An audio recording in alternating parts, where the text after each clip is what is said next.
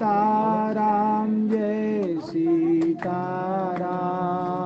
सीताराम जय सीताराम, राधे श्याम जय राधे श्याम, राधे श्याम जय राधे श्याम, श्री राम जय जय राम, श्री राम जय राम, श्री सीतारामचंद्र भगवान की जय, श्री वृंदावन बिहारी लाल की जय, सपरिकर श्री उत्तर काशी विश्वनाथ भगवान की जय, त्रिभुवन पावनी पतित पावनी भगवती श्री भागीरथी गंगा की जय, सब संतन की जय, सब विप्रन की जय, जय जय श्री राधे, जय जय श्री सीताराम, हर हर महादेव। हरिशरणम। श्री जोशी जी के कुटिया में आकर बड़ी प्रसन्नता हुई, बड़ी सात्विकता और बड़ी पवित्रता से इस घर में बैठते ही अनुभव में आई। और बड़े सौभाग्य की बात है कि पूज्य स्वामी श्री शुद्धानंद जी महाराज का भी मंगलमय पदार्पण यहाँ घर में हो गया, और भी संत पधारे हैं। हमारे श्री हंसवीर सिंह जी भी संत जी पधारे हैं।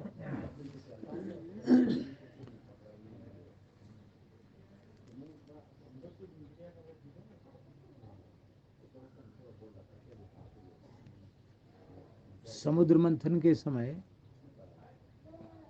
सबसे पहले विष उत्पन्न हुआ।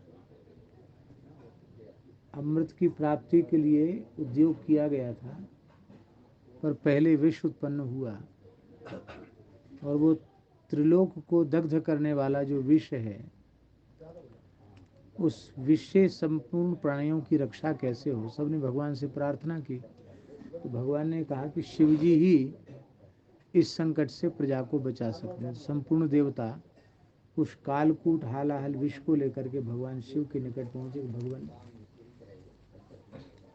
समुद्र मंथन से प्राप्त पहली वस्तु है, या आप इसे स्वीकार करें। शंकर जी हंसने लगे कि सबसे पहले जहर ही हमको पीना पड़ेगा।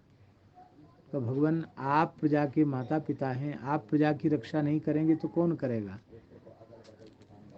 तो शंकर जी ने कहा कि हम अपनी गृहिणी श्री पार्वती जी से भी अनुमति ले लें, क्यों गृहस्थ व्यक्ति को अपनी गृहिणी से पूछ के कोई निर्णय लेना चाहिए। शंकर जी ने विनोद किया, बोले पार्वती जी से पूछा कि देवता उपस्थित हैं, देवता दैत्य सब कहते महाराज जहर पियो, तो तुम्हारी क्या सहमति है। तो जगदम्बा पार्वती जी ने कहा कि भगवान प्रजा पर संकट उपस्थित है, और ये प्रजा दुखी होकर आपसे प्रार्थना कर रही है, तो आप जगत पिता हैं तो मैं जगन माता हूँ, तो प्रजा की रक्षा करना हमारा आपका दोनों का धर्म है, इसलिए आप अवश्य विषपान कीजिए। तो शंकर जी ने कहा कि तुम पतिव्रताओं में शिरोमणि हो और अपने पति को विषपान की अनुमति दे रही हो। तो पार्वती जी ने कहा कि भगवान मैं आपके तत्व को जानती हूँ, आप सर्वगत सर्वरूप सर्वमय हैं, विष भी आपका स्वरूप है और अमृत भी आपका स्वरूप है। तो आप विष को ग्रहण करें। उस समय शंकर जी ने प्रसन्न होकर एक बात कही, बस उसी बात को कह करके हम विराम कर देंगे अपनी वाणी को। पार्वती जी से भगवान शिव कह रहे हैं, पुंसः कृपयतो भद्रे सर्वात्मा प्रीयते हरिः प्रीते हरौ भगवती प्रिये हम सचराचरः। ऐसा कोई उपाय नहीं है कि संपूर्ण सृष्टि को कोई संतुष्ट कर सके, जड़ चेतन सबको संतुष्ट कर सके, ऐसा कोई भी उपाय नहीं है। ऐसा कोई, आओ इधर आगे आ जाओ।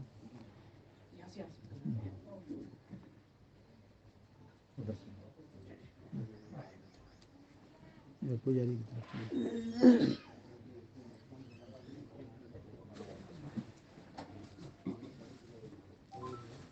तो ऐसा कोई भी साधन नहीं है जिससे सभी संतुष्ट हो जाएं। एक परिवार में लोग संतुष्ट नहीं रह पाते हैं। एक परिवार में भी आप चाहें कि हम सबको संतुष्ट करें, परिवार में संभव नहीं, मोहल्ले में संभव नहीं, गांव नगर की बात तो बहुत दूर की है। तो ऐसा भी कोई उपाय है जिससे कोई असंतुष्ट न हो, सब प्रसन्न हो जाएं, सब संतुष्ट हो जाएं। तो भगवान शिव उसका साधन बता रहे हैं। यदि कोई ऐसा चाहे कि सृष्टि का कोई भी प्राणी हमसे रुष्ट न हो, हमारे ऊपर सब प्रसन्न हो, सब कृपा करें, ऐसी किसी की इच्छा हो, तो वह एक व्रत ले ले, एक संकल्प ले ले कि मैं किसी के ऊपर भी क्रोध नहीं करूंगा, सबके ऊपर कृपा करूंगा। ये व्रत ले ले।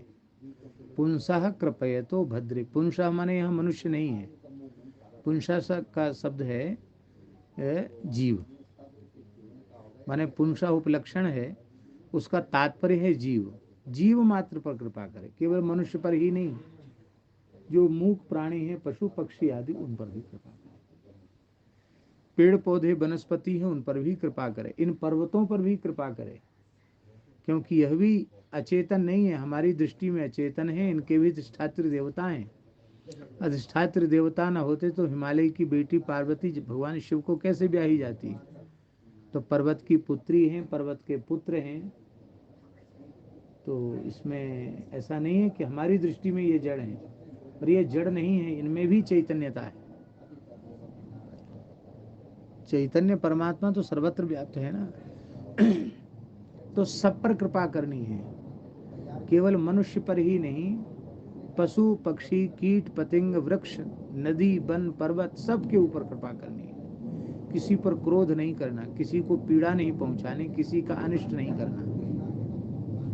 तो ऐसा कोई व्रत ले ले कि हम इस व्रत का जीवन में पालन करेंगे, तो सर्वात्मा प्रियते हरि। जो विश्वात्मा भगवान है, सर्वात्मा भगवान है, उसके इस कार्य से प्रसन्न हो जाए, क्योंकि भगवान विश्वात्मा है। तो सारे विश्व की आत्माओं को आपने अपनी ओर से अभय कर दिया, सबके प्रति अक्रोध रहने का व्रत ले लिया, सबको एक और अपनी ओर से क्षमा करने का व्रत ले लिया। तो इससे सर्वात्मा विश्वात्मा भगवान श्री नारायण प्रसन्न हो जाएंगे। भले ही एक माला भी न फेरो, भले ही कोई अलग से साधन न करो, पर इतना साधन कर लो कि आज के बाद में किसी प्राणी पर क्रोध नहीं करूंगा, सब पर कृपा करूंगा, सबको क्षमा करूंगा। अब यह बात एक अलग है कि पिता अपने पुत्र को शिक्षा के लिए क्रोध न करके क्रोध का थोड़ा नाटक करे, अभिनय, तो उसमें दोष नहीं है। स्वामी सेवक को सन्मार्ग पर चलाने के लिए थोड़ा अनुशासन करे, पर भीतर से क्रोध न हो, तो वो अनुचित नहीं, क्योंकि वो व्यवहार है। शिष्य के किसी अनुचित आचरण पर यदि पथ प्रदर्शक गुरु उसके ऊपर थोड़ा क्रोध का अभिनय करे, तो वो क्रोध नहीं है, क्योंकि क्रोध उसको कहते हैं जिससे जिसके प्रति क्रोध किया जाए उसके अनिष्ट की आशंका हो। और पुत्र शिष्य या सेवक इसके हित के लिए कुछ कहा जा रहा है, तो उसमें वात्सल्य है, उसमें प्रेम है, उसमें क्रोध नहीं है। इसलिए वो क्रोध न होकर, स्वामी जी क्रोध का नाटक है। जैसे नाटक में लोग गुस्सा करते हैं ना, अब एक राम जी का पात्र बना, एक रावण का पात्र बना, तो दुश्मनी उनकी परस्पर नहीं है, लेकिन जब नाटक में राम रावण बने हैं तो वो अपना पूरा अभिनय करके दिखाते हैं। तो पुंसः कृपयतो भद्रे, भद्रे ये पार्वती जी का संबोधन, हे भद्रे, हे परम कल्याण स्वरूपे पार्वती, जो प्राणी मात्र पर कृपा करते हैं उनके इस व्रत से सर्वात्मा विश्वात्मा भगवान श्री हरि प्रसन्न हो जाते हैं। तो भगवान के प्रसन्न होने से क्या होगा? तो बोले प्रीते हरौ भगवती प्रिय हम, मेरी शर्त यही है कि मेरे प्रभु श्री नारायण श्री हरि वो प्रसन्न हो जाएंगे तो ही मैं प्रसन्न होऊंगा। तो जब भगवान श्री हरि प्रसन्न हो जाते हैं तो मैं भी प्रसन्न हो जाता हूँ। और सृष्टि के प्रधान देवता हरि हर ही हैं। जब हरि और हर दोनों प्रसन्न हो गए तो फिर चराचर, चर माने चेतन सृष्टि और अचर माने अचेतन सृष्टि, चेतन अचेतन सृष्टि में कोई ऐसा व्यक्ति वस्तु पदार्थ नहीं है जो इस प्रकार के साधक के ऊपर संतुष्ट न हो जाए, प्रसन्न न हो जाए। तो बात तो सिद्धांत पक्ष की है, बड़ी ऊंची बात है, लेकिन इस ऊंची बात को बार बार मनन चिंतन करना चाहिए और यथासाध्य अपने घर से ही इसकी शुरुआत कर देनी चाहिए। स्वकर्तव्य का पालन करते स्वयं से इसको पालन करना, इसका आरंभ कर दें। ये श्लोक हमको कोई कहे कि भागवत जी के अष्टम स्कंद में कौन सा श्लोक आपको सबसे अधिक प्रिय है, तो हमको ये श्लोक सबसे अधिक प्रिय है। ये इतना सुंदर श्लोक है कि हर घर में लिखा दिया जाए तो बार बार लोगों की नज़र पड़ती रहे कि हमको किसी पर क्रोध नहीं करना, हमको सब पर कृपा करनी है, सब पर दया करनी है, सबको क्षमा कर देना है, उसका लाभ अवश्य लोगों को। भगवान हम सब पर कृपा करें। और आपके जैसे पवित्र ब्राह्मण, आपका तो ऐसा सद्भाव कि ऐसे लगता है कि कोई पूर्व जन्म का संबंध भगवान ने जोड़ रखा हो, ऐसे लगता है ना? नहीं तो ऐसे अकस्मात इतना प्रेम हो जाना। और अब तो श्री गंगा जी ने अपनी शरण दी है, आश्रय दिया है। वो गंगा जी का स्थान आप सबका ही स्थान है, आप सब लोग उसको अपना ही स्थान समझें। और वहाँ सत्संग भी भगवत कृपा से प्रतिवर्ष थोड़े दिन सत्संग भी होगा और भारतवर्ष के श्रेष्ठ संत महापुरुष भी वहाँ पधारेंगे। गौ ब्राह्मण संत सबकी सेवा हो, अतिथि का सत्कार हो, इसलिए गंगा जी ने ये सौभाग्य दिया है। और तो कोई प्रयोजन है नहीं, अपना कोई स्वार्थ किसी भी संसार के धनी अमीर गरीब ऑफिसर अधिकारी बड़े छोटे राजा रंग किसी से अपना स्वार्थ भगवान की दया से नहीं, किसी प्राणी से स्वार्थ की भावना नहीं है। ये है कि सबके ऊपर भगवान खूब कृपा करें और सब खूब अच्छे मार्ग पर लगें, अग्रसर हों और सब प्राणी सुखी हों, यही मन का एक भाव है। भगवान हम सबका मंगल करें। श्री राम जय राम जय जय राम, श्री राम जय राम जय जय राम, श्री राम जय राम जय जय राम, श्री वृंदावन बिहारी लाल की जय, श्री उत्तर काशी विश्वनाथ भगवान की जय, सद्गुरु देव की जय। जय जय श्री राधे, जय जय श्री सीताराम, हर हर महादेव। प्रविश्य मम वाचमिमां प्रसुप्तां संजीवयत्यखिल शक्तिधर स्वधाम्ना, अन्याश्च हस्तचरणश्रवणत्वगादीन् प्राणान्नमो भगवते पुरुषाय तुभ्यं। प्रह्लाद नारद पराशर पुंडरीक व्यासाम्बरीश शुक शौनक भीष्मदाल्भ्यान् रुक्मांगदार्जुन वसिष्ठ विभीषणादीन् पुण्यानिमान् परम भागवतान् नमामि।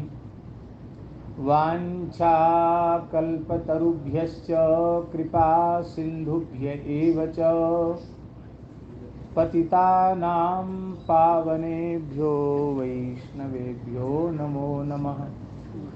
श्री सीतानाथ समारंभां श्रीरामानन्दार्य मध्यमाम् अस्मदाचार्यपर्यन्तां वन्दे गुरुपरम्परां। नमो गोभ्यः श्रीमतीभ्यः सौरभेयीभ्य एव च। नमो ब्रह्मसुताभ्यश्च पवित्राभ्यो नमो नमः। भक्त भक्ति भगवंत गुरु चतुर नाम बपुए किनके पद वंदन किए नाशे विघ्न अनेक। वंदौ गुरुपद कंज कृपा सिंधु नर रूप हरि। महामोह तम पुंज जासु बचन रवि कर निकर। श्री राम जय जय राम। श्री राम जय राम श्री राम जय राम श्री राम जय राम सीताराम जय सीताराम सीताराम जय सीताराम। राधे श्याम जय राधे श्याम राधे श्याम जय राधे श्याम। जय जय श्यामा जय जय श्याम जय जय श्यामा जय जय श्याम। जय जय श्री वृंदावन धाम जय जय श्री वृंदावन धाम। श्री राम जय जय राम। श्री राम जय जय राम। जय गौ माता जय गोपाल जय गौ माता जय गोपाल। भक्त वत्सल प्रभु दीन दयाल भक्त वत्सल प्रभु दीन दयाल। श्री राम जय जय राम। श्री राम जय राम।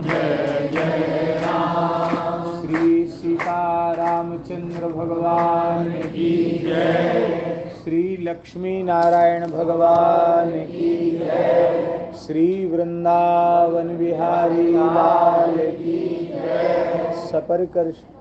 सपरिकर श्री जगन्नाथ भगवान की जय। त्रिभुवन पावनी पतित पावनी भगवती श्री भागीरथी गंगा की जय। यज्ञेश्वरी जगत जननी गौ माता की जय। अखिल गोवंश की जय। सब संतन की जय। सब भक्तन की जय। सब विप्रन की जय। वैदिक सनातन धर्म की जय। जय जय श्री राधे जय जय श्री सीताराम। हर हर महादेव। हरिशरणम भक्तवांछा कल्पतरु भक्तवत्सल शरणागत वत्सल। भगवान श्री हरि की महती कृपा करुणा से हम आप सबका जन्म परम पवित्र धर्म प्राण भारतवर्ष की पुण्य धरा पर मानव के रूप में हुआ है और आओ ना चलो मनुष्य जन्म का इसको देखो सहायता करो माता जी। हाँ आराम से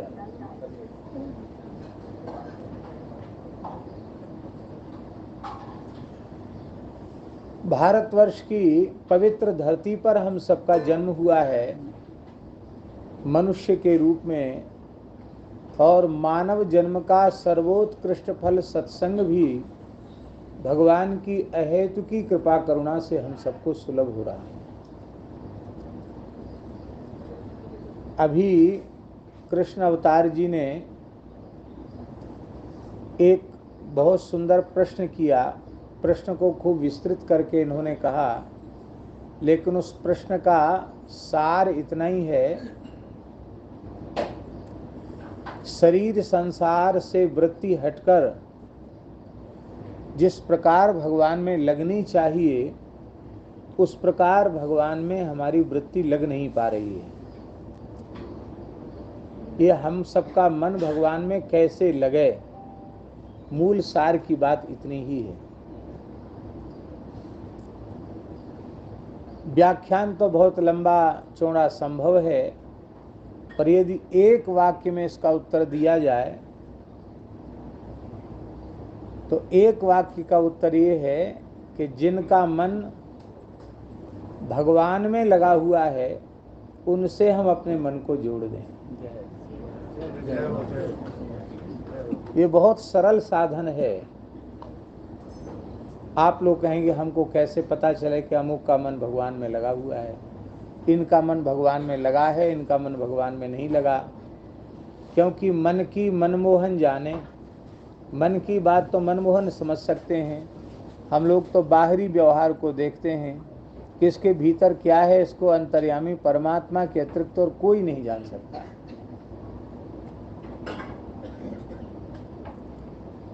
इस स्थिति में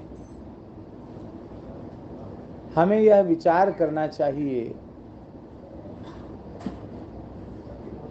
कि श्रीमद् भगवद गीता में, श्री रामचरितमानस में, श्रीमद् भागवत आदि पवित्र ग्रंथों में, संतों की वाणियों में, श्री गुरु ग्रंथ साहब में जो साधु पुरुषों के, संतों के लक्षण बताए हैं, उन लक्षणों की झलक जहां कहीं दिखाई पड़े तो वहां साधक को यह अनुभव करना चाहिए। देखो, अभिनय जो है, नाटक जो है, बहुत लंबे समय तक नहीं चल सकता। त्याग वैराग्य का कोई अनुभव नाटक करे तो कितने समय तक चलेगा। और सच्चाई हो तो परम श्रद्धेय स्वामी राम सुखदास जी महाराज के जैसे जीवन की अंतिम श्वास तक निर्वाह हो जाएगा। अंतिम श्वास तक निर्वाह हो जाएगा। तो श्रद्धेय सेठ जी, भाई जी, स्वामी जी, ऐसे ऐसे जो दिव्य महापुरुष हैं, उन महापुरुषों में हम अपना मन लगावें।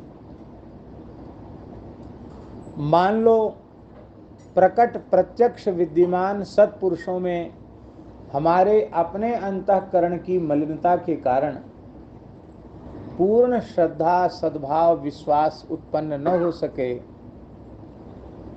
तो जो महापुरुष प्रत्यक्ष देह में हमारे सामने विद्यमान नहीं है, पर यदि हम ईमानदारी से सत्संग करते हैं तो हम उनके प्रति श्रद्धा रखते हैं। जैसे आज श्री संत कबीरदास जी, संत श्री तुलसीदास जी, संत श्री सूरदास जी, संत श्री रैदास जी, संत श्री गुरु नानक देव जी आदि संतों में हम आप सबकी पूर्ण श्रद्धा है।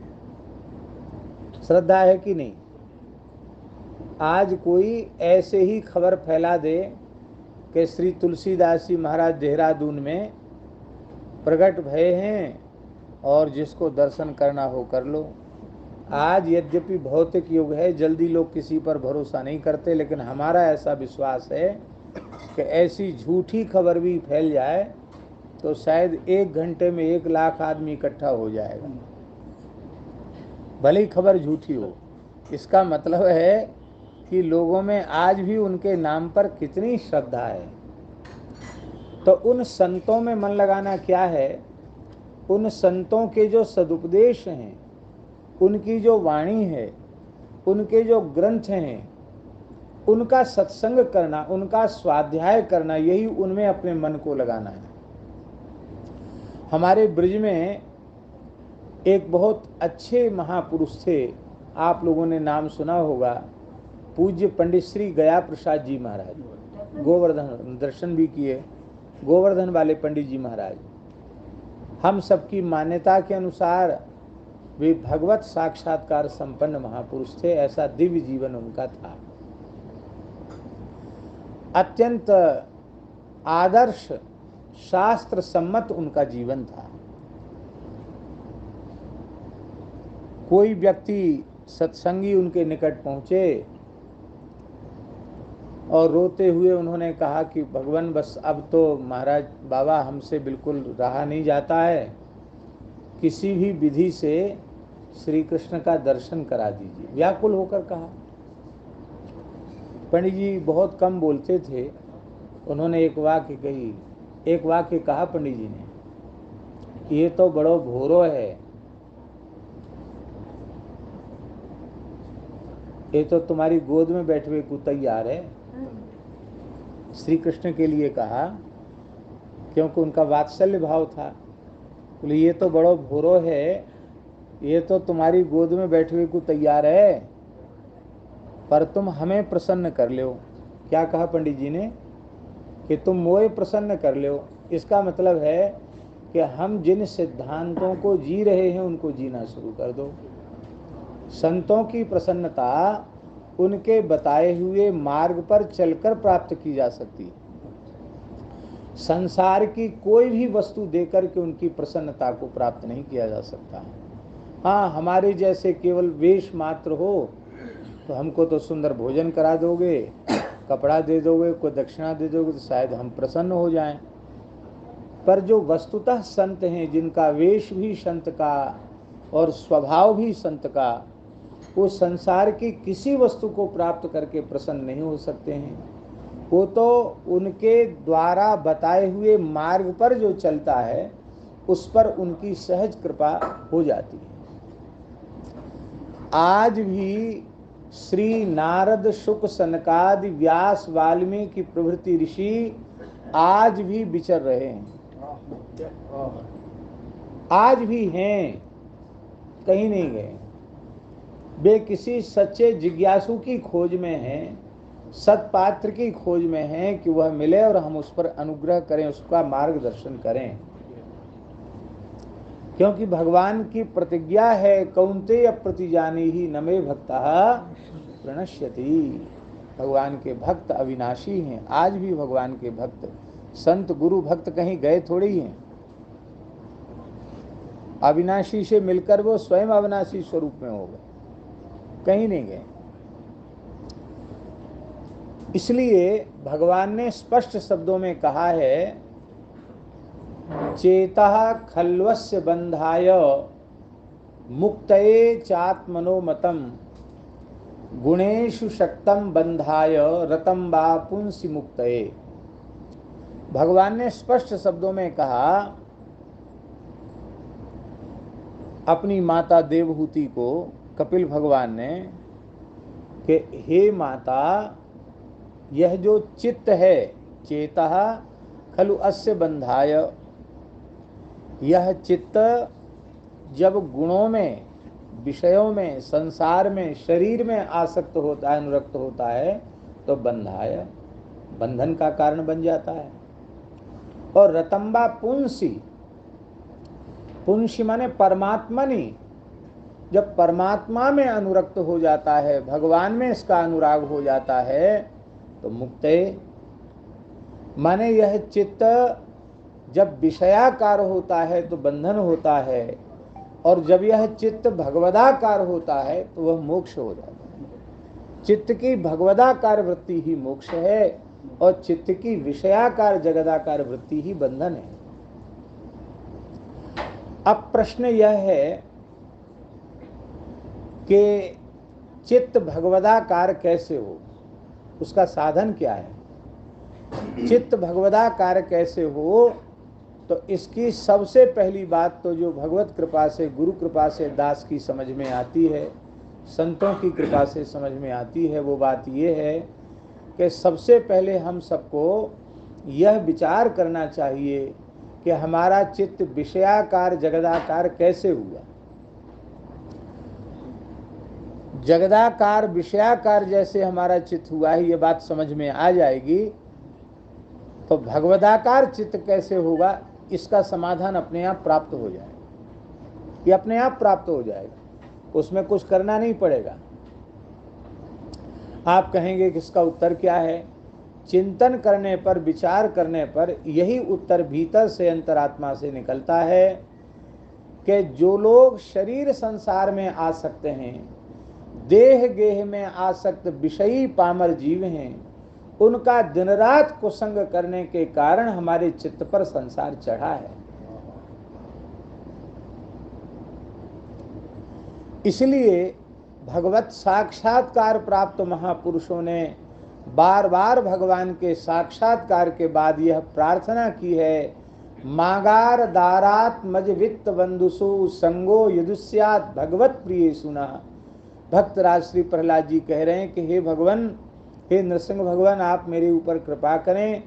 जो घर, स्त्री, पुत्र, धन आदि में ही आ सकते हैं, शरीर संसार को ही अपना सर्वस्व माने बैठे हैं, हे नाथ, ऐसे विषयी भोगी पामर जीवों से हमारा कोई संपर्क संबंध न हो। अब आप ये कहें कि संसार में बिना संपर्क संबंध के कोई रह नहीं सकता, क्योंकि मनुष्य एक सामाजिक प्राणी है, उस समाज में ही उसको रहना है, अपने जीवन की अवधि भी समाज में ही पूर्ण करनी है। तो ऐसी स्थिति में क्या करे वह? तो प्रहलाद जी कहते, संगो यदि स्यात् भगवत प्रिय सुना। यदि हमारा संग होवे तो बस आप कृपा करें, आपके प्राण प्यारे संतों से हमारा संग हो जाए, संतों के साथ हमारा संग हो जाए तो हमारा सहज ही काम बन जाएगा। तो शरीर संसार में आसक्त, देह गेह में आसक्त विषयी पुरुषों का संग हम अधिक करते हैं।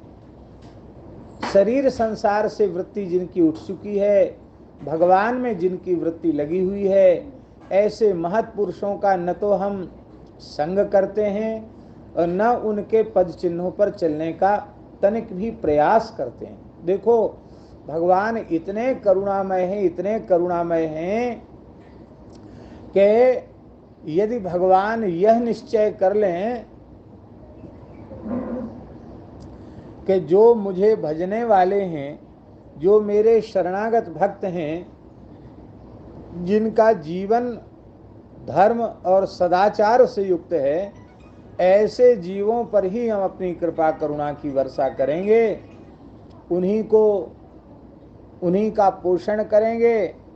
ऐसा निश्चय यदि भगवान कर ले और हम जीवों के दोषों की ओर भगवान देखने लग जाएं, तो बिना महाप्रलय के महाप्रलय हो जाएगा। भगवान को भजने वालों में भी नाम तो भगवान का लेते कि हम भगवान को भजते हैं, पर सच्ची बात है कि भगवान तो होते हैं साधन, और साध्य बन जाती हैं संसार की वस्तुएं। स्त्री, पुत्र, घर, धन, मकान, दुकान, व्यापार, व्यवसाय, नौकरी, चाकरी, ये हम लोगों का साध्य बन जाता है और साधन बन जाती है भगवान की भक्ति। तो यह कितनी भारी मूर्खता है कि जो नश्वर था, विनाशी था, उसे तो हमने अपना साध्य बना लिया, और जो अविनाशी था, अविनाशी है, उसे हमने साधन बना लिया। तो इससे भारी मूर्खता और क्या होगी?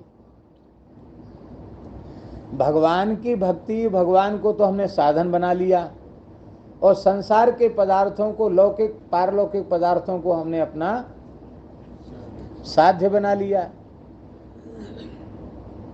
बुद्धिमानी क्या है? बोले, ऐसा बुद्धिमताम बुद्धि ही मनीषा च मनीषिणाम। बुद्धिमानों की बुद्धिमत्ता, मनीषियों की मनीषा इसी में है कि विनाशी शरीर से अविनाशी को प्राप्त कर लिया जाए। देखो, शरीर संसार बिल्कुल भी बाधक नहीं है, सबसे पहली बात तो हमको ये समझनी चाहिए कि हम शरीर संसार के पीछे पड़े हैं, कि शरीर संसार में वृत्ति जा रही है, शरीर संसार में मन जा रहा है, यही सारी समस्या की जड़ है। अत्यंत करुणामय भगवान ने शरीर दिया क्यों, संसार बनाया क्यों? क्या हम लोगों को दुख कष्ट देने के लिए बनाया? क्या अपने से दूर करने के लिए बनाया? जब हम शरीर संसार को उपासना की सामग्री मानकर भगवान की उपासना में उसका विनियोग करते हैं तो शरीर संसार बाधक न होकर साधक बन जाता है। और जब हम शरीर संसार को केवल अपनी वासना की पूर्ति का साधन मानते हैं, इच्छा की पूर्ति का साधन मानते हैं, वहीं ठाकुर जी और जीव के बीच में मोटा पर्दा आ जाता है। इसी को श्री कुंती माता ने कहा, माया जवनिका छन्नम अज्ञाधोक्षज मज्ञयम न लक्ष्य से मूढ़ दृशा नटो नाट्य धरो यथा। श्री कुंती माता कह रही हैं कि प्रभु, जैसे कठपुतली का खेल दिखाने वाला सूत्रधार स्वयं पर्दे में छिप करके बैठ जाता है और उंगलियों में धागे पिरो लेता है और वो पर्दे में छिप करके उंगलियां हिलाता है और आवाज भी वही करता है, कभी स्त्री की आवाज करेगा, कभी पुरुष की आवाज में बोलने लग जाएगा, कभी हंसने लग जाएगा, कभी रोने लग जाएगा। पर दर्शक जो होते हैं उन्हें सूत्रधार नहीं दिखाई पड़ता, उन्हें सब क्रिया करती हुई लकड़ी की पुतलिकाएं दिखाई पड़ती हैं। तो सूत्रधार क्यों नहीं दिखाई पड़ता? क्योंकि उस सूत्रधार ने अपने आप को पर्दे में छिपा रखा है। ऐसे ही हे प्रभु, हे श्री कृष्ण, आपने अपने आप को पर्दे में छिपा रखा है, तो आपको लोग नहीं देखते हैं। कठपुतली का तमाशा देखने में सब लगे हैं, आपको लोग नहीं देखते हैं, आप सबके सूत्रधार हैं। एक और बात हम कह रहे हैं, आकर्षण घटने की बात। आकर्षण कैसे घटे? तो आकर्षण का सिद्धांत ये है संसार में, और सर्वत्र है ये सिद्धांत, कि जिस ओर आकर्षण अधिक बढ़ेगा उससे विपरीत की ओर आकर्षण अपने आप कम होता चला जाएगा। जैसे भगवान की ओर जितना अधिक आकर्षण बढ़ेगा, शरीर संसार के प्रति उतना कम आकर्षण हो जाएगा, उतना कम हो जाएगा।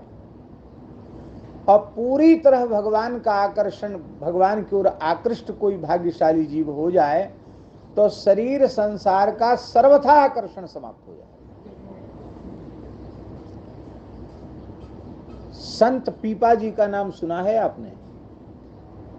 संत पीपा जी, संत पीपा जी का भी शब्द, उनकी भी वाणी श्री गुरु ग्रंथ साहब में। जगत गुरु श्री रामानंदाचार्य भगवान के वो शिष्य थे, कबीर जी के गुरु भाई थे, पहले गागरोनगढ़ के राजा थे और बाद में वैराग्य हुआ तो संत हो गए। संत पीपा जी बहुत अच्छे संत हुए, उनकी वाणी बहुत अच्छी है।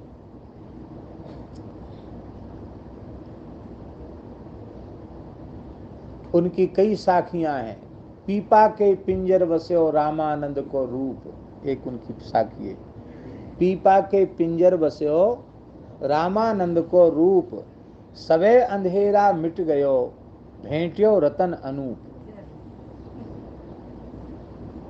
एक साखी में कहते हैं, किसी ने संत पीपा जी से पूछा कि सगुण वाले कहते हैं सगुण की भक्ति सबसे श्रेष्ठ है और निर्गुण वाले कहते हैं कि निर्गुण ही सबसे श्रेष्ठ है।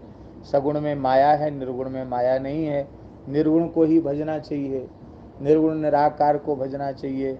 तो सगुण साकार की भक्ति करना चाहिए कि निर्गुण निराकार की? संत पीपा जी से पूछा तो पीपा जी ने कहा, सरगुण मीठो खाण सो, सरगुण मीठो खाण सो, मिश्री के जैसा, शक्कर के जैसा मीठा है। और ये भक्त लोग कहते हैं। और निर्गुण के लिए कहते हैं निर्गुण कड़ुओ नीम, निर्गुण कड़ुओ नीम। तो निर्गुण नहीं भजना चाहिए, बोले नहीं, जाको जो गुरु परस दे निर्भय होके जी। जाको जो गुरु परस दे निर्भय होके जी, क्योंकि सगुण निर्गुण दो नहीं है। गोस्वामी जी के सगुण ही अगुण ही नहीं कछु भेदा, बारी बीच इम गावही वेदा। भेद है ही नहीं, 10-20 परमात्मा हो सकते क्या? भगवान में माया के गुण नहीं है, इसलिए भगवान को निर्गुण कहते हैं। भगवान का पांच भौतिक आकार नहीं है, इसलिए भगवान को निराकार कहते हैं। सच्चिदानंद है भगवान, इसलिए उनको निराकार कहते हैं। और साकार क्यों कहते हैं? सच्चिदानंद स्वरूप भगवान का है, इसलिए उनको साकार कहते हैं। और सगुण क्यों कहते हैं? भक्त वात्सल्यादि दिव्य अमायिक गुण गणों से युक्त हैं भगवान, इसलिए उनको सगुण कहते हैं। तो ये हमारी बुद्धि की कल्पना मात्र है सगुण निर्गुण का भेद। जो निर्गुण है वही सगुण है, और जो सगुण है वही निर्गुण है, भेद नहीं।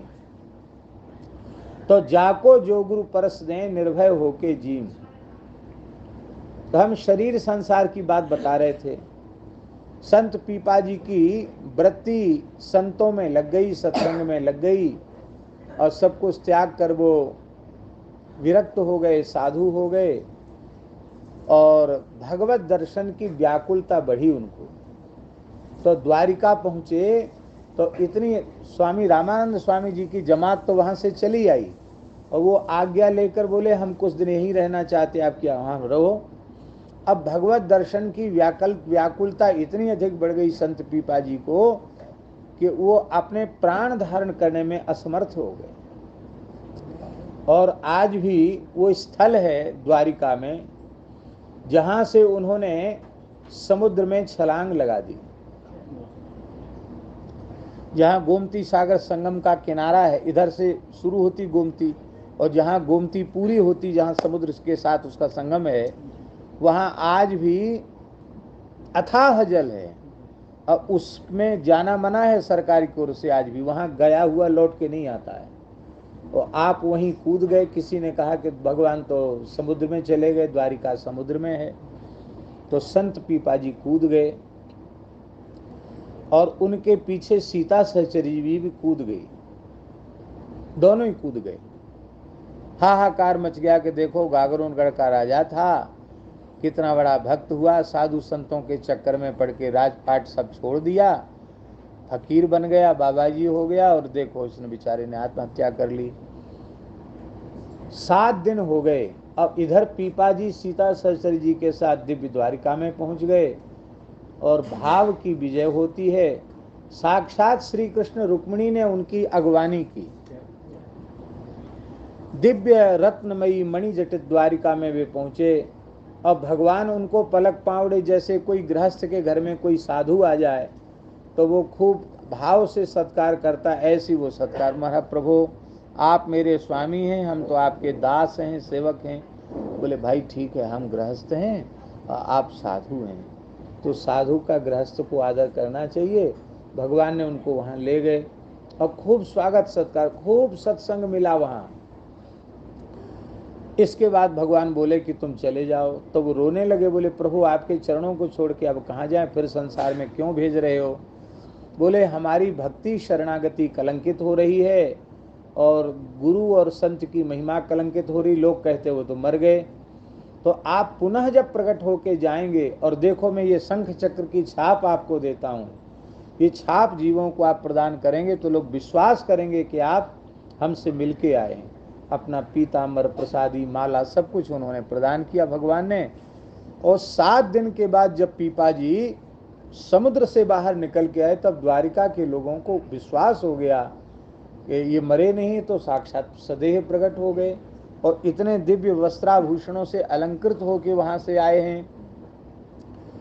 तो अब उनकी मान्यता प्रतिष्ठा बहुत अधिक बढ़ गई। अब देखो बहुत ध्यान से सुने, भक्त की संत की चर्चा के माध्यम से हम इस प्रश्न को स्पष्ट इसलिए कर रहे हैं कि केवल चर्चा करेंगे तो विषय क्लिष्ट हो जाएगा, और उदाहरण दे देने से वो विषय बहुत सरल हो जाएगा। अब पीपा जी का मन, उनकी वृत्ति पूरी तरह भगवान श्री कृष्ण में लगी हुई है।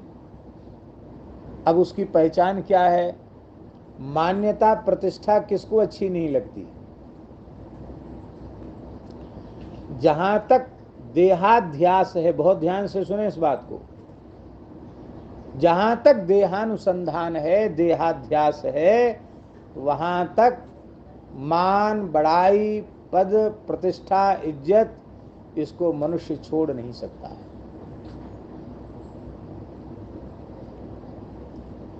जब तक देहाध्यास है।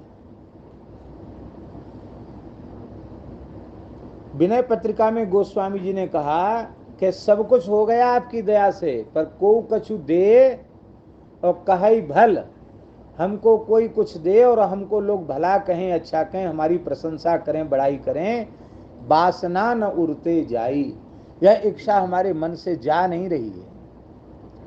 बड़ा कठिन है, बहुत कठिन है। प्रवचन में सरल है पर वैसे कठिन है।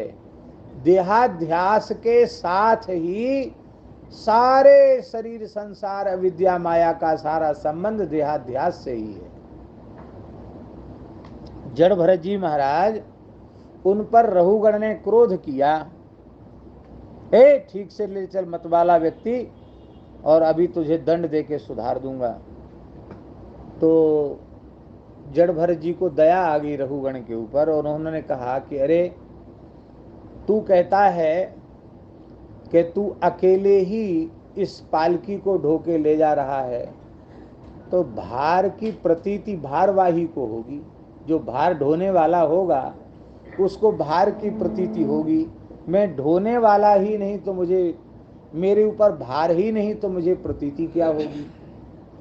फिर तुमने कहा कि अकेले ही लंबा रास्ता तय करके आए हो, तो जो चलने वाला होगा उसके लिए जो मार्ग होगा और उस मार्ग पर चलने वाला होगा, उसको मार्ग का अनुभव होगा।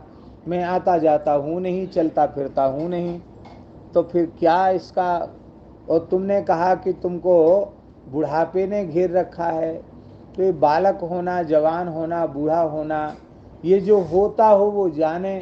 हम न तो कभी बालक हुए और न हम कभी जवान हुए, न हम कभी बूढ़े होंगे, क्योंकि स्थूलता, कृशता, आधि, व्याधि, भय, श्रम, ग्लानि, क्लम, जरा, मृत्यु, सम्मान, अपमान, सुख दुख आदि जितने द्वंद्व धर्म हैं, वो देहेन जातस्य ही में न संति, वो सब देह के धर्म हैं, वो आत्मा के धर्म नहीं है। पर देह को आत्मा मानने के दोष के कारण, जैसे स्फटिक जानते हैं ना, स्फटिक एक पत्थर होता है, स्फटिक सफेद रंग का होता है, और उसको, इस स्फटिक के दाने को इस गुलाब के फूल में रख दो तो वो सफेद नहीं दिखेगा, कैसा दिखेगा? लाल। तो इस गुलाब के फूल में रखते ही स्फटिक हो जाएगा रक्त स्फटिका। क्या हो जाएगा? हाँ, रक्त स्फटिका हो जाएगा। और पीले फूल में रख दो, गेंदा के फूल में रख दो तो पीत स्फटिका। और नीले रंग के फूल में रख दो तो वैसा रंग दिखने लग जाएगा। तो वस्तुतः स्फटिक उस रंग का नहीं है, पर उस रंग का आरोप उस पर कर लिया गया। ऐसे ही आत्मा पर अज्ञान के कारण हम देह धर्म का आरोप कर लेते हैं। वस्तुतः आत्मा इन सब से सर्वथा विलक्षण है, इन सब से अलग है। तो तुम हमारी क्या चिकित्सा करोगे, हमारी यही समझ में नहीं आता। अरे कोई मनुष्य क्रोध पूर्वक धरती को डंडा से पीटने लगे तो पीटते पीटते डंडा टूट जाएगा, हाथ में छाले आ जाएंगे, धरती का क्या बिगड़ेगा? ये मिट्टी है, इसको तुम जला दो, कूट दो, काट दो, छांट दो, कुछ भी कर दो, इससे क्या होगा?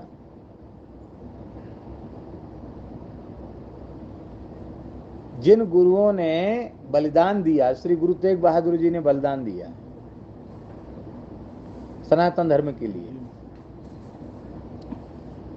वे ऐसे सामर्थ्यवान थे कि उनके मन में संकल्प हो जाता तो धरती पर म्लेच्छ संस्कृति शून्य हो जाती।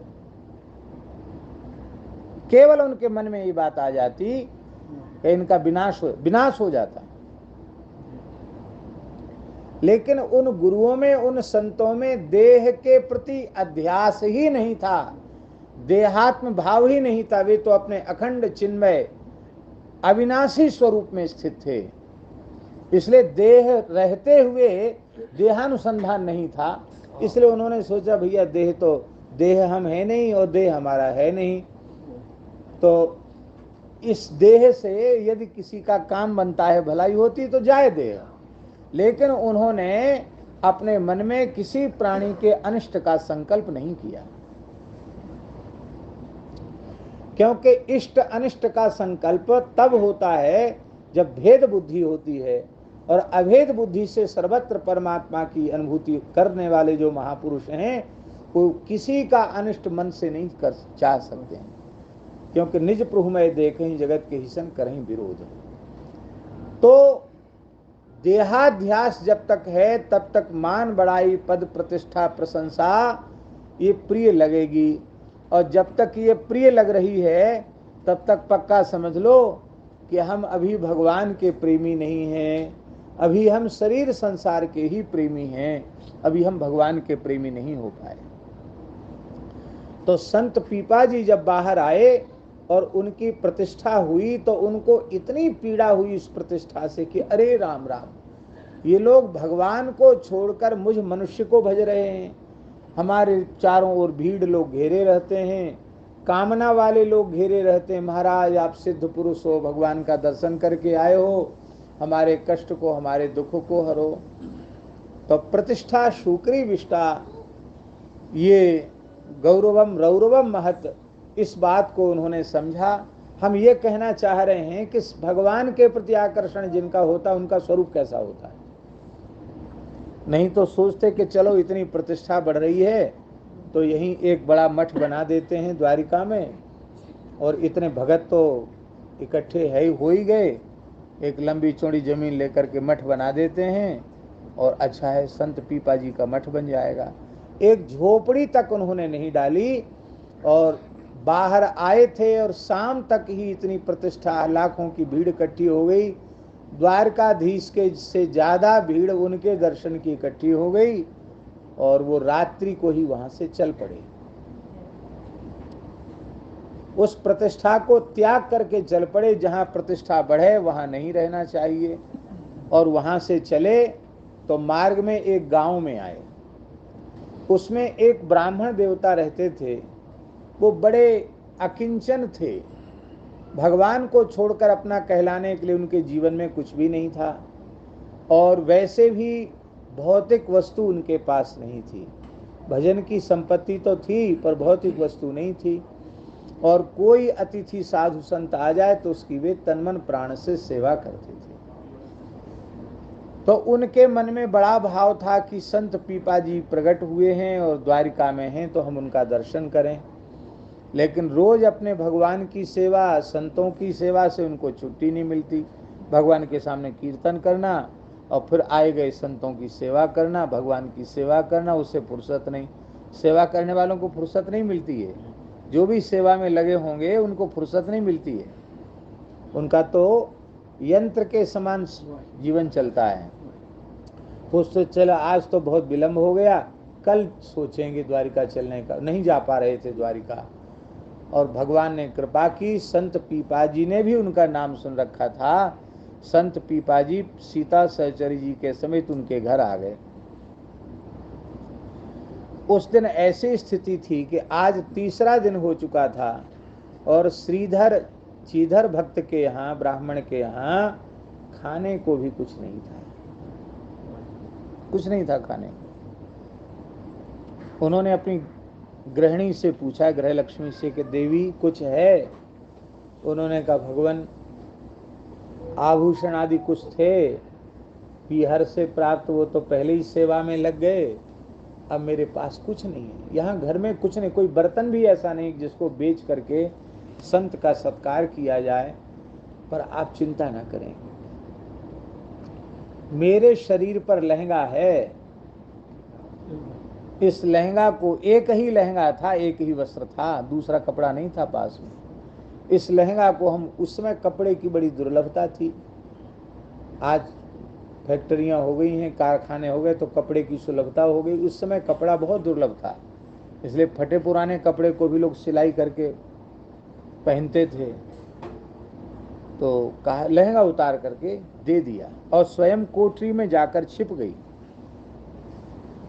जो अनाज रखने वाली कोठी होती ना, उसमें छिप गई और वो उसको ऐसे छिपा करके ले गए और उसी को बाजार में बेच आए। उसी से थोड़ा सा आटा दाल चावल मिला, उसको लेके आए। सीता सहचरी जी ने रसोई बनाई, भगवान को भोग लगा और जब पाने के लिए बैठे तो घर में बर्तन नहीं था, पत्ता से ही, केला का पत्ता था, तो केला के पत्ता को ही, उसी को पत्तल बना करके, तो एक पत्ता केला का संत पीपा जी, एक सीता सहचरी जी, एक श्रीधर ब्राह्मण और एक उनकी ब्राह्मणी के लिए। तो श्रीधर जी बोले कि अभी मन में सोचे कि बुलाएंगे उसको, वो तो आ नहीं सकती, शरीर पर उसके कपड़ा नहीं है। तो उन्होंने कहा कि ऐसा है, वो भक्तिन जो है ना, वो सबसे पीछे खाने का अभ्यास है उसका, उसको हठ मत करो आप, और हम लोग पालेंगे। आपकी आज्ञा है कि तुम पंगत में बैठो तो हम तो पालेंगे, लेकिन वो पीछे, सबके पीछे पाएगी, सफाई करेगी, जो कुछ बचा खुचा होगा वो पीछे से लेगी। तो पीपा जी बोले, भाई देखो, हमारा साथ तो पंगत में आपने दे दिया, अब सीता सहचर जी का साथ तो तुम्हारी भक्तानी देगी कि नहीं, क्योंकि वो दोनों देवी शरीर में हैं, स्वरूप में हैं। सीता से, हाँ ये बिल्कुल ठीक है, हमारे भी तो साथ कोई पंगत प्रसाद पाने वाला होना चाहिए। वो स्वयं ही घर के भीतर गई तो उन्होंने कोठरी में श्रीधर जी की पत्नी को देखा, जिनके शरीर पर कटिवस्त्र नहीं था। तो उन्होंने कहा, अरे आप यहाँ नग्न बैठी हैं, क्या कर रही हैं? इतना सुनते ही श्रीधर जी की पत्नी ने कहा कि हाय हाय, आपने क्या कह दिया, हम तो सोच रहे थे कि आप द्वारकाधीश से मिलके आए हैं, उनके कुछ नाम रूप गुण की चर्चा हमारे सामने आप करेंगे, लेकिन आपने शरीर संसार की चर्चा छेड़ दी। अरे 84 लाख योनियों में कितनी योनियों में इस जीव ने कपड़े पहने हैं, और ये शरीर जीवात्मा का कपड़ा ही तो है, तो कपड़े के ऊपर क्या कपड़ा। इसलिए आप आई हैं यहाँ, तो आपको चर्चा करनी है तो श्री कृष्ण की चर्चा कीजिए। ये चर्चा आपने क्या कर दी कि तुम्हारे शरीर पर कपड़ा है कि नहीं, नंगी हो कि वस्त्र पहने हो, ये चर्चा आपने क्या कर दी। अभी तक सीता सहचरी जी के मन में आ रहा था कि हम रानी थी और सब कुछ राजपाट त्याग करके फकीर हो गई, संत हो गई, लेकिन आज उनकी समझ में आ गया कि हम संत नहीं हैं, सच्ची संत ये है जिसको शरीर संसार की चर्चा भी अच्छी नहीं लगती। ये है, भगवान के प्रति आकर्षण हो जाएगा तो गृहस्थ विरक्त का भेद नहीं रहेगा। भगवान के प्रति आकर्षण होने पर ब्राह्मण चांडाल का भेद नहीं रहेगा, राजा रंक का भेद नहीं रहेगा। भगवान के प्रति आकर्षण होने पर शरीर संसार के प्रति, शरीर के प्रति अहम बुद्धि और संसार के प्रति मम बुद्धि अपने आप निवृत्त हो जाएगी। तो आकर्षण भगवान के प्रति बढ़े और उसका एकमात्र साधन है, श्रेष्ठ साधन और सरल साधन है संतों का संग। संतों, अच्छा एक बात बताओ,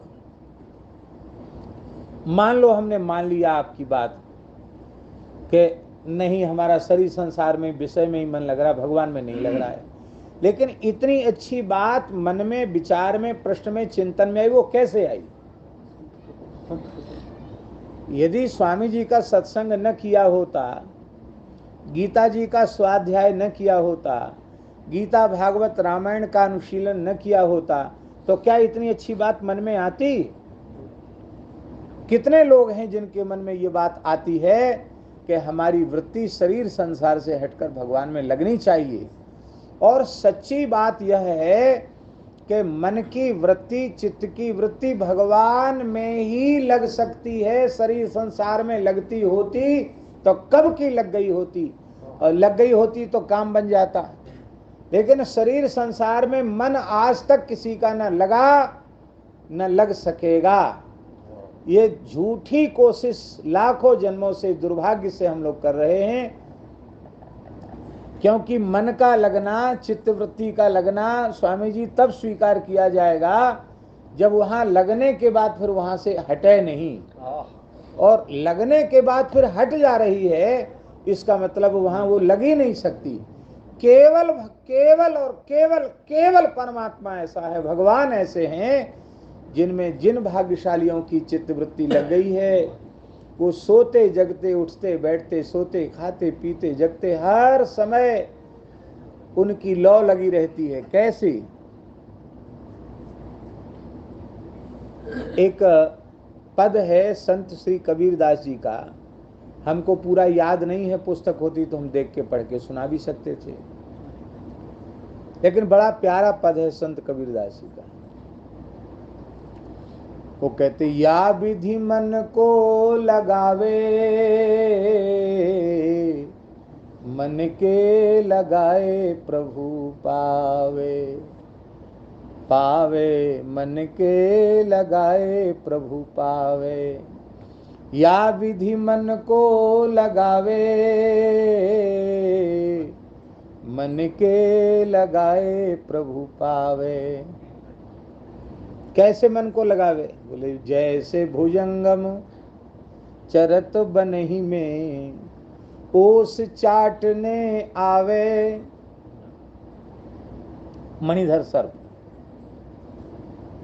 और कबहु चाटे, कबहु मणि चितवे, मणि बिनु प्राण गमावे,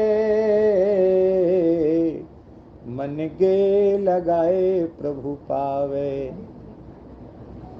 एक दो ने कई उदाहरण दिए हैं उन्होंने इस पद में। जैसे नटवा चढ़त बांस पर नटिया ढोल बजावे, और वह अपने शब्द श्रुत पर, जैसे माताएं अपने सिर पर गगरी लेकर के चलती हैं और हाथ छोड़ बतरावें, हाथ छोड़ करके एक दूसरे से बातचीत भी करती हैं, पर सूरत ही गगर पर लावें, गागर पर सूरत लगा करके रखती हैं।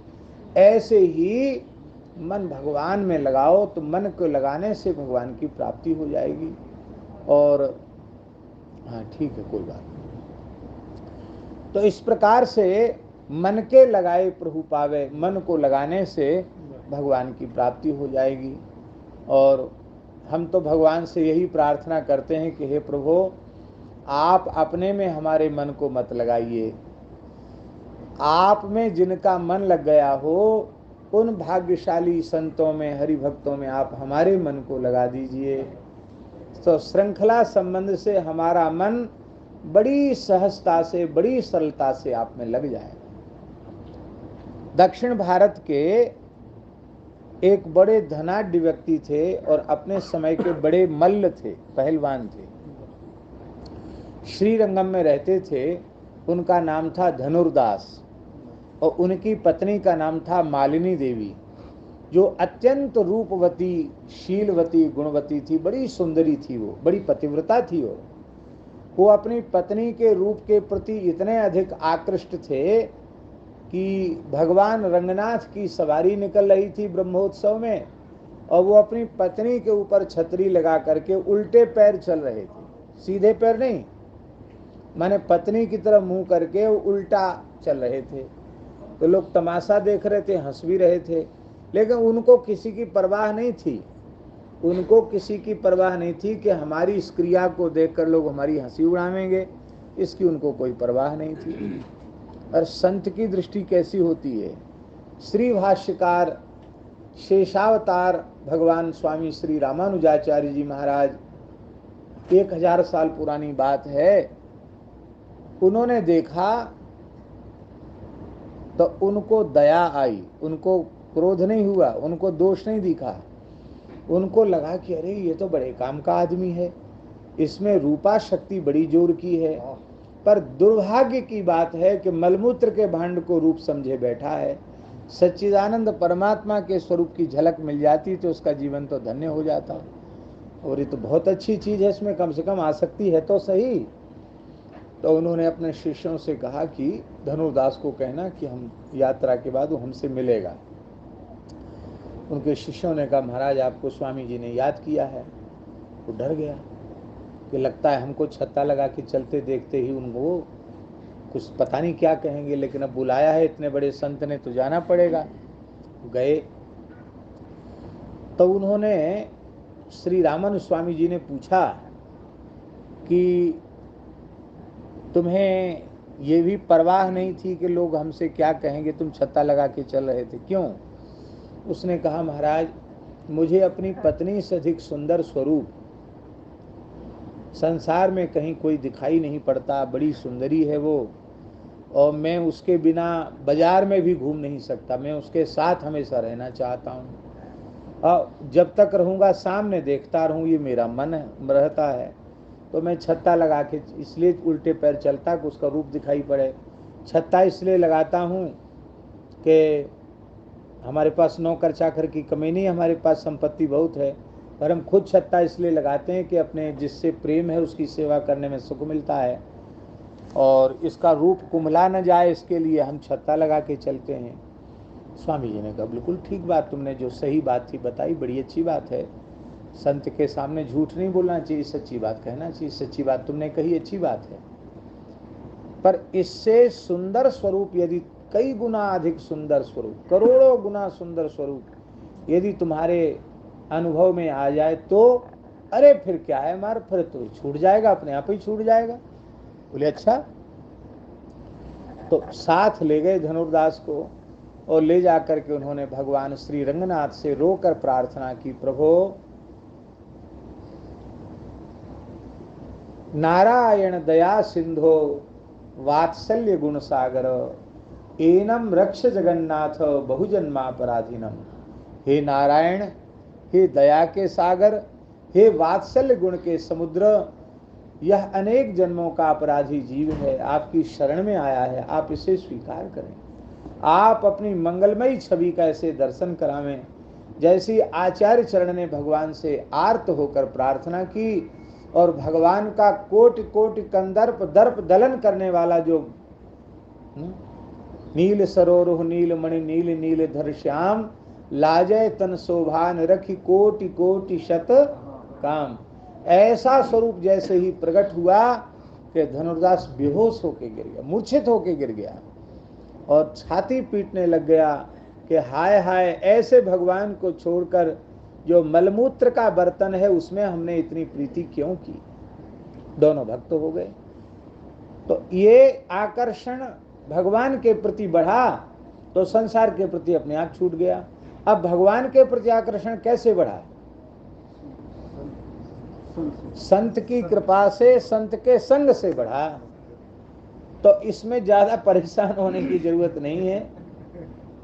रामचरितमानस का पाठ करो तो अनुभव करो, संत तुलसीदास जी से सत्संग हमारा हो रहा है। भक्तमाल का पाठ करो तो सोचो नाभाजी से हमारा सत्संग हो रहा है। भागवत जी का पाठ करो तो बोलो साक्षात सुखदेव जी के साथ हमारा सत्संग हो रहा है। और जिस संत की वाणी, गुरुवाणी पढ़ो तो जिस संत की शब्द वाणी पढ़ो उस संत के साथ हमारा साक्षात्कार हो रहा है, उनके साथ हमारा सत्संग हो रहा है। ये अनुभव करो और खूब संतों के चरित्र पढ़ो, संतों की वाणियां पढ़ो, और भगवान जितना अनुकूल अवसर दे में उतना राम राम कर लो। हाँ, बस मूल बात ये है, क्योंकि राम नाम गति राम नाम मति, राम नाम अनुरागी रह गए हैं जो होंगे आगे तेई गनियत बढ़वा। अब तक जिस किसी को भी परमार्थ में यत किंचित अनुभव हुआ है उसके मूल में है श्री नाम का आश्रय, और हो रहा है आज वो भी नाम महाराज की कृपा। और आगे भी किसी को कुछ अनुभव होगा भगवत कृपा से तो नाम महाराज की कृपा से होगा, क्योंकि नाम जो है अत्यंत सुलभ है, अत्यंत सुलभ है। नाम प्रेमी तो ऐसे होते हैं कि नाम और नामी दोनों सामने आ गए, भगवान सामने खड़े हैं और भगवान ने कहा कि देखो एक तो मैं हूं, एक मेरा नाम है, दोनों में से किसी एक को चुन लो। तो हमसे तो भगवान पूछे मान लो ऐसा, तो हम कहेंगे महाराज आप घूमो फिरो, जहाँ आपकी इच्छा हो वहाँ आप पधारो, बस आप कृपा करो हमारे रोम रोम में, हमारे हृदय में, हमारी जिह्वा पर आपका नाम बस जाए।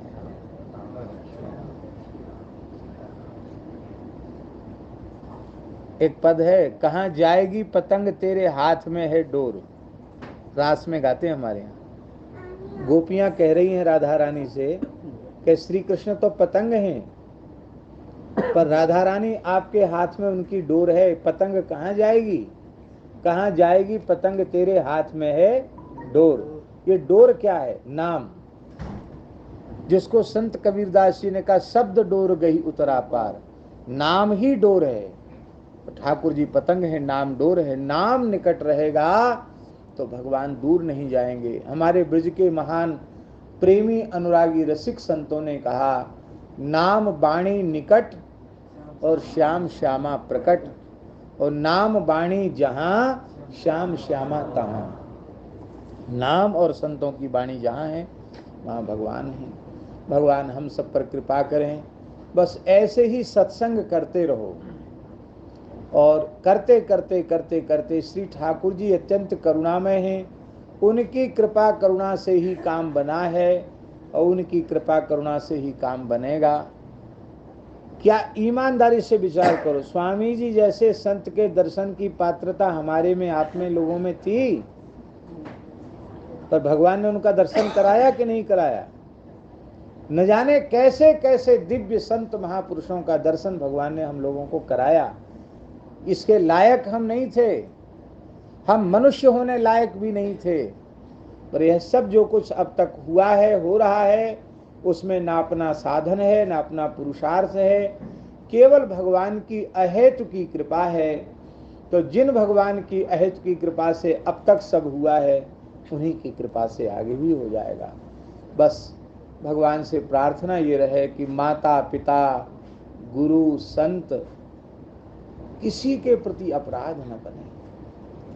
और ये तो हमने मोटी बात कही, बारीक बात तो ये है कि सारी सृष्टि में भगवान के अलावा कुछ है नहीं, इसलिए कोई प्राणी छोटा नहीं है, किसी भी प्राणी के प्रति अपराध न बने।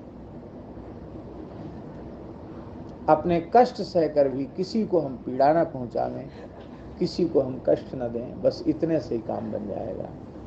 श्री राम जय जय राम, श्री राम जय जय राम, श्री राम जय जय राम, श्री राम जय जय राम, श्री राम जय जय राम, श्री राम जय जय राम, श्री वृंदावन बिहारी की जय।